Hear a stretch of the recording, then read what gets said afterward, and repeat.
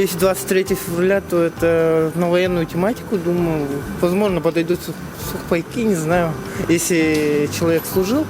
И еще есть сертификаты у нас в городе Якутске продаются в Адарыче на прыжок с парашюта, возможно. Ну, с Досала. Наверное, новую мочалку. Компьютерные принадлежности какие-нибудь. Xbox, приставку какую-нибудь. Ну, одеколон можно новый. Вот тоже.